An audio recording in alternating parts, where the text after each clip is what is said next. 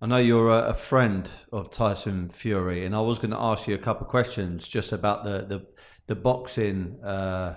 Look, we've spoke. We're not actually friends. We've spoke a couple of times. Okay, and you've gone to a few of his fights in Vegas, Yeah, etc. look, why would I not support Tyson Fury? Why would I not support Billy Joe Saunders? You know, there are some of the greatest athletes we have. Billy Joe Saunders, I think, is going to come back, and I think he's going to have some great fights. And I don't think we've seen the best of him.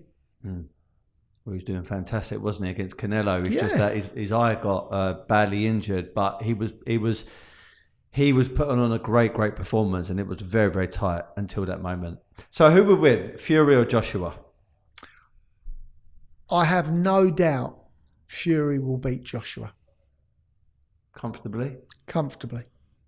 He has the style. He has the style to beat Joshua.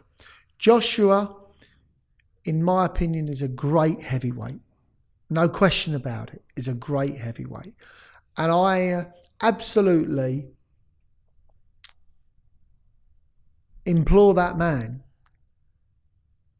to come back great, because he's had this time out, and I think he will come back great. But stardom and celebrityism, I feel, can make you weak. It makes you weak mentally, because you then end up with a lot of people around you saying yes and agreeing to you when they shouldn't be agreeing to you. And they should be telling you. That makes you weak. That doesn't make you strong. People around you, and I think that happened with Joshua. But in answer to your question, I think that Tyson just has the tools to beat Joshua comfortably. And that's not because Tyson's a traveller, just the way I see it.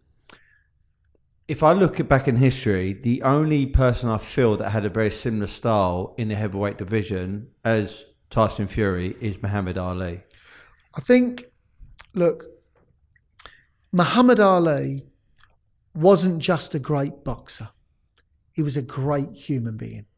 He was a great man. And there was one thing that he said which endeared me to him as one of the greatest learners, and I use the word learners, of all time.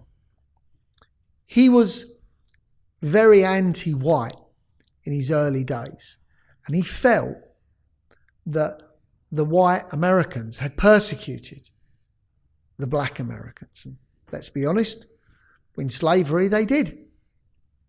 But he did an interview and he said, when I was younger, I thought the devil was white. He said, I now realise the devil comes in all colours. And that goes back to what I said earlier. Good person's a good person, a bad person's a bad person. Creed, colour, race or religion. It's the person that's good, not the surroundings around them. Absolutely. Or bad, not the surroundings around them. In that fantasy fight between Muhammad Ali and Tyson Fury, who would you put your money on? I'd have to go with Muhammad Ali. I'd have to go with Muhammad Ali. But with all great fighters, when are we matching them? Are we matching them both when they're at their prime? For instance, if you take Mike Tyson, for me, I think he's the greatest fighter of all time, even better than Muhammad Ali.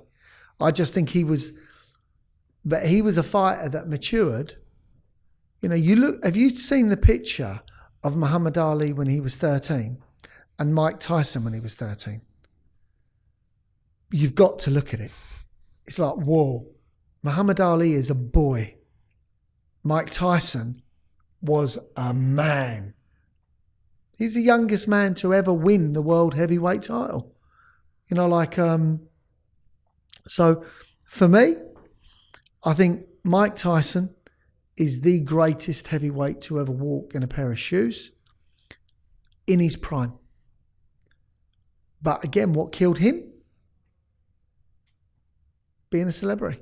The moment he had customara around him, keeping him grounded, not letting him, the moment all of a sudden he got into the world of Don King, he got beat. Because you're a boxing man, Frank Warren or Eddie Hearn, who's a better promoter? I think they're both great promoters. I know Barry Hearn quite well. So that would always end up leading me towards Eddie. The reason being because out of loyalty to Barry. But if I can put that loyalty to one side, I think they're both businessmen and they would both do the best for themselves, not necessarily for their fighters, because fighters come and go. They're a commodity. And you've got to understand they're in business. I want to ask you one more thing about the boxing world, something that happened quite recently. The whole Conor Benn, I don't want to call it a scandal because I'm going to say a scandal in inverted commas because that's how the media has portrayed it. And then on social media, people have got comments for and against what happened. What do you make of that situation?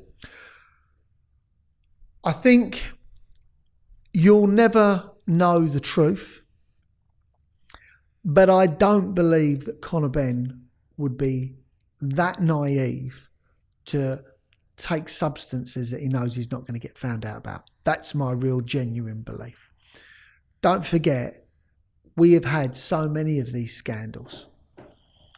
I'm gutted for Conor Benn and Eubanks because this would have been a trilogy for them and this would have cemented their history. Everybody wanted to see the fights from my age to your age. So this would have catapulted them because you'd have had this trilogy, father and son, and then potentially grandson. And this could have been. So it's a shame the fight didn't happen. Could it happen? Yes, it could, but it won't be the same fight. Not now. Because I'm hearing now through forums and through other conversations, and some of it's probably a load of garbage, but some of it probably has some truth in it. You only have to look at the Canelo situation when he apparently got found out because he was eating certain meat and then it was enhancing substances in there. He only got a little bit of a fine or a little bit of a laying off and he was back in the ring within 6 months or whatever. And then you look at other fighters, I mean, going back to Tyson Fury, that he wasn't taking sports enhancing drugs, but he was taking things like cocaine, etc. And he got a massive, massive ban. So do you believe that sports enhancing drugs or steroids is happening with these elite fighters behind the scenes and they just know how to get around the laws? Right. Okay. This is what I would say. I genuinely believe that you would be shocked at what we're all eating. And I really mean that. I think if we knew half of what we were eating, we wouldn't eat it. From the chickens being inflated to being, I was at a factory where I saw them physically washing chicken with water, washing chickens with water. And I see this with my own eyes, but actually the chickens are being inflated. And I thought, wow. No, I'm talking about water, but it made the chicken look more wholesome.